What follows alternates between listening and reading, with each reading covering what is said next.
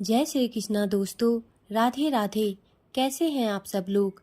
आज मैं आपको भाद्रपद मास के अंतिम प्रदोष व्रत के बारे में बताऊंगी तथा इसकी पूर्ण जानकारी दूंगी। दोस्तों, हर माह में 2 बार प्रदोष व्रत रखा जाता है, एक शुक्ल पक्ष में और दूसरा कृष्ण पक्ष में। भाद्रपद मास का दूसरा और अंतिम प्रदोष व्रत शुक्ल पक्ष की त्रयोदशी तिथि को रखा जाएगा। शिव भक्तों के लिए प्रदोष व्रत का खास महत्व होता है। इस दिन भगवान शिव की पूजा से भोलेनाथ प्रसन्न होते हैं और भक्तों की सभी मनोकामनाएं पूर्ण करते हैं।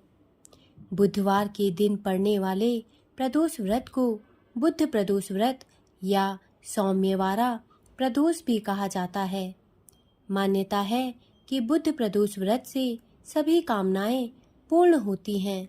दोस्तों, पांचांग के अनुसार इस साल भाद्रपद माह के शुक्ल पक्ष की त्रयोदशी तिथि 27 सितंबर दिन बुधवार को प्रातः 1:45 पर शुरू होगी और यह तिथि 27 सितंबर को ही रात 10:18 पर खत्म हो जाएगी।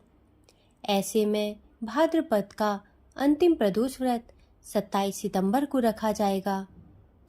दोस्तों, इस बार भाद्रपद अंतिम प्रदोष व्रत के दिन शिव पूजा के लिए आपको 2 घंटे 24 मिनट का शुभ समय प्राप्त होगा।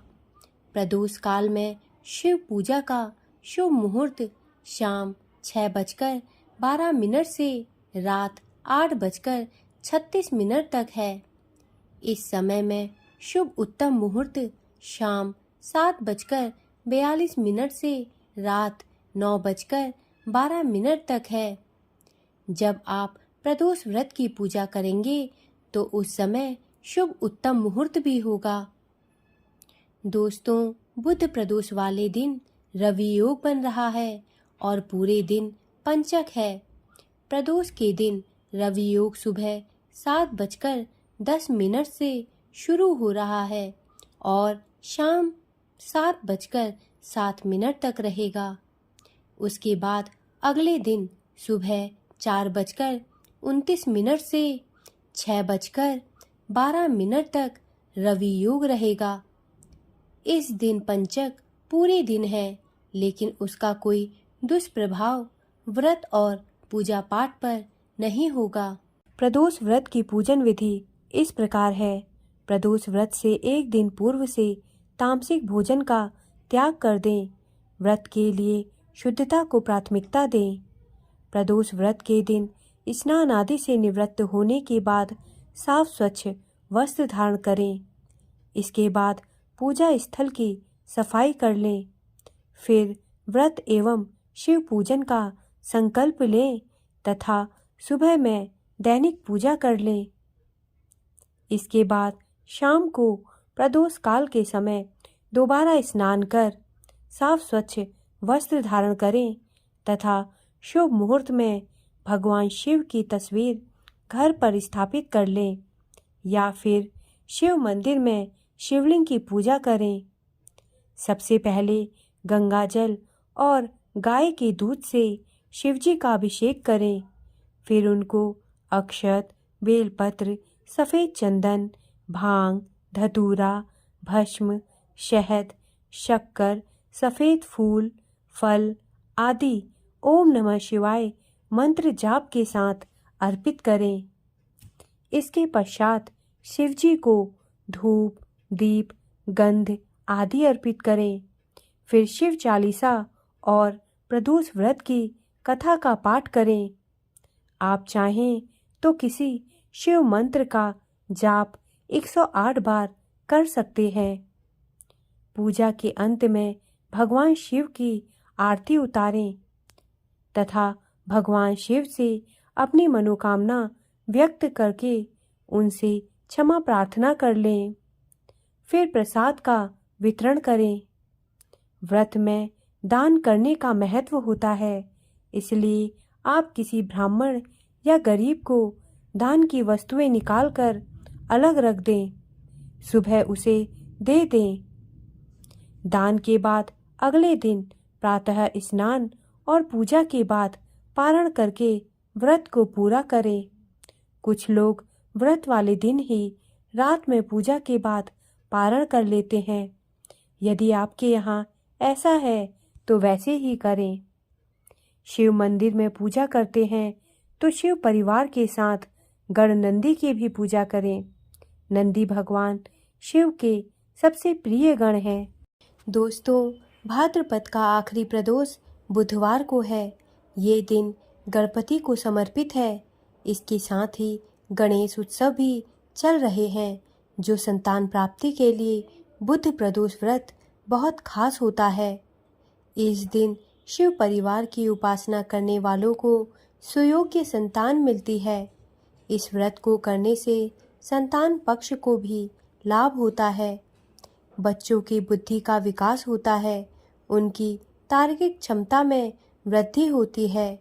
बुधवार के दिन पड़ने वाले प्रदोष व्रत को सौम्यवारा प्रदोष भी कहा जाता है।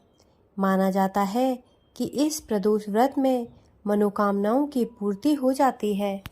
बुध प्रदोष व्रत की कथा इस प्रकार है। बहुत पुरानी बात है। एक पुरुष का नया नया विवाह हुआ था।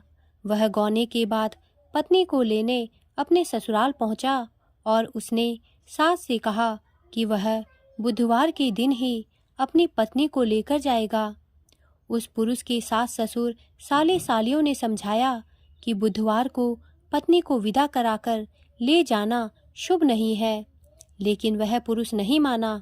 विवश होकर सास ससुर ने अपने जमाई और पुत्री को भारी मन से विदा कर दिया। पति पत्नी बैलगाड़ी में चले जा रहे थे। एक नगर के बाहर निकलते ही पत्नी को प्यास लगी। पति लोटा लेकर पत्नी के लिए पानी लेने गया। जब वह पानी लेकर लौटा, तब उसने देखा कि उसकी पत्नी पराये व्यक्ति द्वारा लाए गए लोटे से पानी पीकर हंस हंस कर बात कर रही थी। वह पराया पुरुष उस ही व्यक्ति की शक्ल सूरत वाला था। ऐसा देखकर वह व्यक्ति पराये व्यक्ति से आग बबूला होकर लड़ाई करने लगा। धीरे धीरे वहां काफी भीड़ एकत्रित हो गई और सिपाही भी आ गए। सिपाही ने स्त्री से पूछा कि सच सच बताओ कि तुम्हारा पति इन दोनों में से कौन है। लेकिन वह स्त्री चुप रही, क्योंकि दोनों ही व्यक्ति हम शक्ल थे। बीच राह में अपनी पत्नी को लूटा देखकर वह व्यक्ति मन ही मन शंकर भगवान से प्रार्थना करने लगा, हे भगवान, मुझे और मेरी पत्नी को इस मुसीबत से बचा लो। मैंने अपनी पत्नी को बुधवार के दिन विदा कराकर जो अपराध किया है, उसके लिए मुझे क्षमा कर दो। भविष्य में मैं ऐसी गलती कभी नहीं करूँगा। भगवान शिव उसकी प्रार्थना से भ्रमित हो गए और दूसरा व्यक्ति उसी समय कहीं अंतर्ध्यान हो गया। इसके बाद वह अपनी पत्नी के साथ वहां से सही सलामत अपने नगर पहुंचा गया। इसके बाद से दोनों पति पत्नी नियम पूर्वक बुधवार के दिन प्रदोष व्रत को करने लगे। दोस्तों, मेरे द्वारा दी गई जानकारी यदि आपको अच्छी लगी हो तो कृपया मेरे चैनल को सब्सक्राइब करें तथा मेरे वीडियोस को लाइक करें। धन्यवाद।